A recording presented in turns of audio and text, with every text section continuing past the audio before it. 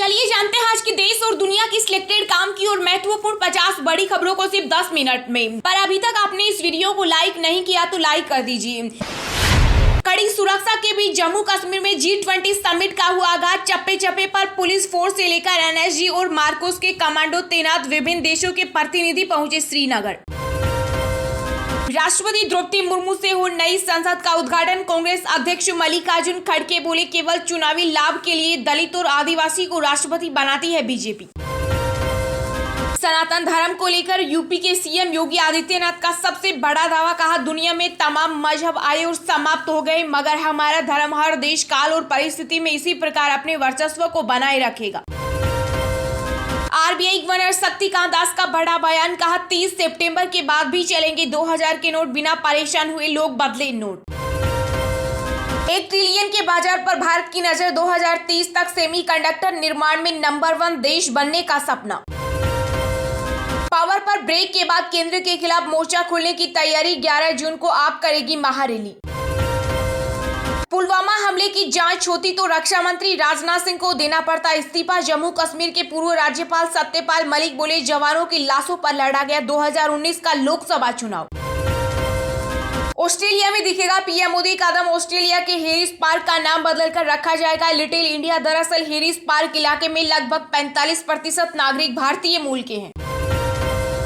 Tihar jail में बंद केजरीवाल सरकार के पूर्व मंत्री सत्येंद्र जैन की तबीयत बिगड़ी। सफदरगंज अस्पताल में कराया गया भर्ती। करीब 35 किलो वजन घटा। 2000 रुपए के नोट बिना आईडी प्रूफ बदलने के पीछे बीजेपी का बड़ा खेल। कांग्रेस नेता पी चिदम्बरम बोले, ये काले धन को सफेद करने की कोशिश। मौलाना अरशद मदनी के बयान पर मचा बवाल। विश्व हिंदू परिषद के नेता गोविंद शेंडे बोले, किसी में दम नहीं जो बजरंग दल को बैन करे। लॉरेंस बिश्नोई के टॉप 10 टारगेट में बॉलीवुड अभिनेता सलमान खान पहले नंबर पर। एनआईए पूछताछ में गैंगस्टर ने किया बड़ा खुलासा। विपक्ष को एकजुट करने में जुटे बिहार के सीएम नीतीश कुमार। दिल्ली में कांग्रेस अध्यक्ष मल्लिकार्जुन खड़गे और सोनिया गांधी से की मुलाकात। वन फैमिली वन फ्यूचर हमारा मूल मंत्र। पापुआ न्यू गिनी में बोले पीएम मोदी, हमारे लिए पूरी दुनिया एक परिवार की तरह। यूपी में विदेशी फंडिंग वाले 4000 से अधिक मदरसों पर होगी कानूनी कार्यवाही। पिछले साल सर्वे में 8441 मिले थे अवैध। यौन शोषण के आरोपों में घिरे बीजेपी सांसद ब्रजभूषण सिंह ने रखी शर्त। कहा, मैं नार्को टेस्ट के लिए तैयार। विनेश और बजरंग पूनिया का भी हो टेस्ट। बननी चाहिए इस तरह की फिल्म। द केरला स्टोरी को लेकर धीरेन्द्र शास्त्री बोले, जो हम बोल रहे थे वो फिल्म में दिखाया गया है। केदारनाथ धाम में श्रद्धालुओं को दिखेगी ओमकार की झलक। ओम की आकृति होगी स्थापित। विपक्षी एकता की कवायद के बीच केजरीवाल का बड़ा बयान। बोले, कर्नाटक में कांग्रेस की जीत में आम आदमी पार्टी का हाथ। अजय देवगन की दृश्यम के नाम एक और बड़ी उपलब्धि। साउथ कोरियाई भाषा में रीमेक होने वाली बनी पहली इंडियन फिल्म। लाल से हरे निशान में लौटा सेंसेक्स। निफ्टी सेंसेक्स 217 अंक की तेजी के साथ 61,947 अंक पर, तो वही निफ्टी 78 अंक की मजबूती के साथ 18,281 अंक पर पहुंचा। अडानी ग्रुप की कंपनियों में जबरदस्त तेजी। दुनिया में बजा पीएम मोदी का डंका। पापुआ न्यू गिनी और फिजी ने दिया पीएम मोदी को सर्वोच्च सम्मान से नवाजा। हम सभी नार्को टेस्ट के लिए तैयार, लेकिन टेस्ट लाइव हो। ब्रजभूषण सिंह के चैलेंज पर पहलवानों का ऐलान। आईपीएल के बीच टीम इंडिया को लेकर बीसीसीआई ने किया बड़ा बदलाव। एडिडास बनी भारतीय क्रिकेट टीम की नई किट स्पॉन्सर।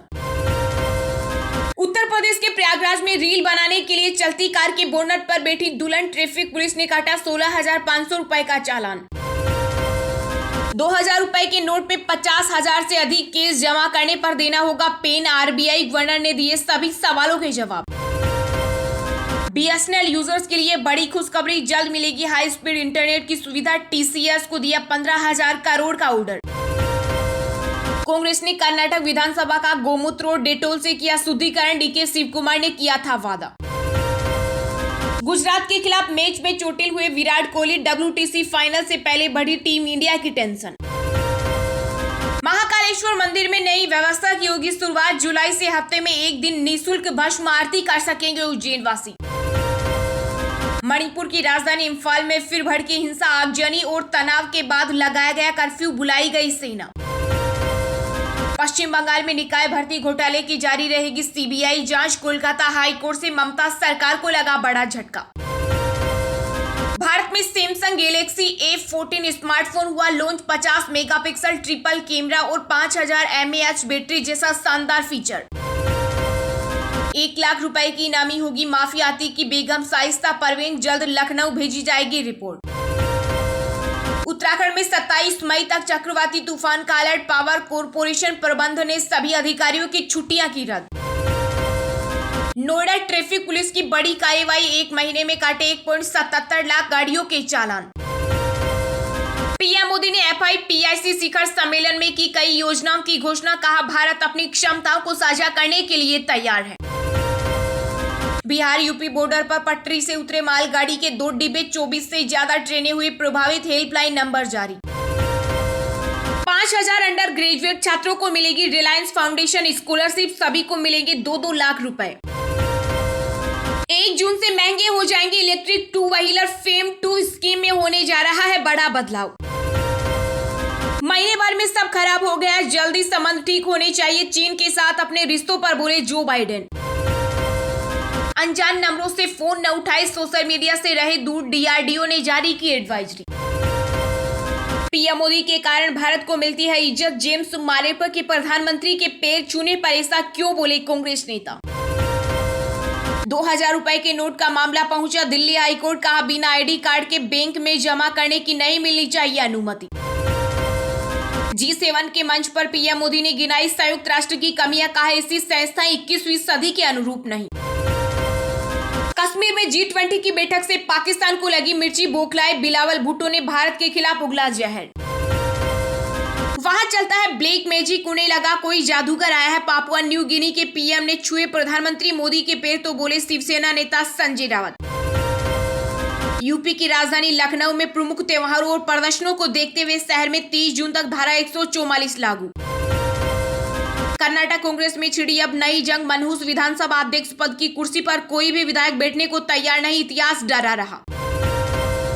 प्रदेश में अगले 4 दिनों तक आंधी बारिश की चेतावनी। मौसम विभाग ने जारी किया येलो अलर्ट। समीर वानखेड़े और उनकी पत्नी को मिल रही धमकियां। पूर्व एनसीपी प्रमुख ने पुलिस से मांगी विशेष सुरक्षा। बोले अतीक अहमद की तरह मेरे ऊपर भी हो सकता है हमला। स्वागत करते हैं बुआ। अब अंतिम सांस तक चुनाव न लड़ने के फैसले पर टिकी रहना। महबूबा मुफ्ती के बयान पर कवि कुमार विश्वास ने कसा तंज। चीन को लगी मिर्ची। G7 समिट में हुई बातचीत और बयानों से बौखलाए ड्रैगन। जापानी राजदूत को किया तलब। ब्रिटेन के प्रधानमंत्री ऋषि सुनक के बयान पर चीन का पलटवार। कहा अपनी घरेलू समस्याओं पर ध्यान दे। राजस्थान के सीएम अशोक गहलोत ने किया सभी जिलों में शांति अहिंसा प्रकोष्ठ कार्यालयों का उद्घाटन। कहा विकास के लिए शांति और सद्भावना का वातावरण आवश्यक। समाजवादी पार्टी के राष्ट्रीय महासचिव व पूर्व कैबिनेट मंत्री स्वामी प्रसाद मौर्य की निशाने पर एक बार फिर योगी सरकार। कहा यहाँ साधु के भेष में आतंकवादी। अरुणाचल प्रदेश के चांगलांग में महसूस किए गए भूकंप के झटके। रिक्टर स्केल पर 4.5 रही तीव्रता। यूपी की बिजली व्यवस्था पर अखिलेश यादव ने योगी सरकार पर कसा तंज। सपा प्रमुख ने बिजली कटौती पर उठाए सवाल। चलिए जानते हैं जो आम आदमी के काम की और फायदेमंद खबरें हैं उनको विस्तार से। पर इससे पहले अभी तक आपने इस वीडियो को लाइक नहीं किया तो लाइक कर दीजिए।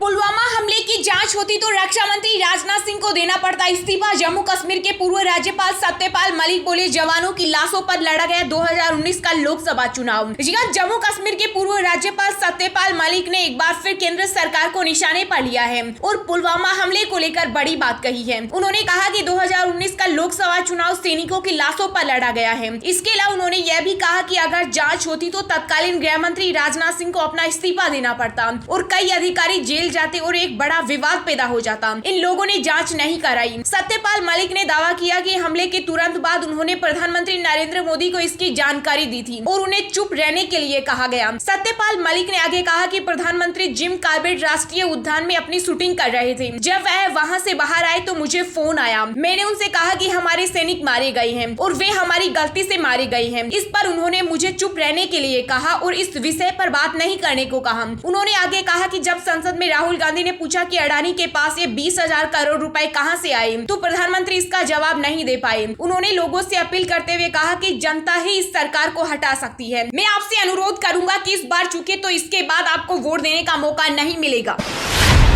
वन फैमिली वन फ्यूचर हमारा मूल मंत्र। पापुआ न्यू गिनी में बोले पीएम मोदी, हमारे लिए पूरी दुनिया एक परिवार की तरह। जी हां, PM Modi Papua New Guinea में भारत प्रशांत द्वीप समूह सहयोग शिखर सम्मेलन में शामिल हुए। समिट में अपनी बात को रखते हुए पीएम मोदी ने कहा कि भारत के लिए पूरा विश्व एक परिवार की तरह है। वन फैमिली वन फ्यूचर हमारा मूल मंत्र है। हमारे लिए पूरी दुनिया एक परिवार की तरह है। पीएम मोदी ने कहा कि भारत पापुआ न्यू गिनी का भरोसेमंद पार्टनर है। इसके साथ साथ उन्होंने सोलर अलायंस के साथ सभी देशों से जुड़ने की अपील भी की। उन्होंने कहा, हम आपकी अखंडता और संप्रभुता का सम्मान करते हैं और भारत विविधता पर भरोसा करता है। भारत हर तरह की मदद के लिए तैयार है। समिट में कोरोना के प्रभाव का जिक्र करते हुए प्रधानमंत्री ने कहा कि महामारी का प्रभाव ग्लोबल साउथ देशों पर सबसे अधिक पड़ा है। पीएम ने कहा कि भारत G20 के जरिए ग्लोबल साउथ की चिंताओं, उनकी अपेक्षाओं और आकांक्षाओं को इस समिट के जरिए विश्व के समक्ष पहुंचाना अपना दायित्व मानता है। G7 में भी मेरी यही कोशिश रही। जहां तक बात जलवायु परिवर्तन की है, तो इस मुद्दे को लेकर भारत टारगेट निर्धारित कर रखा है और उन पर तेजी से काम भी कर रहा है।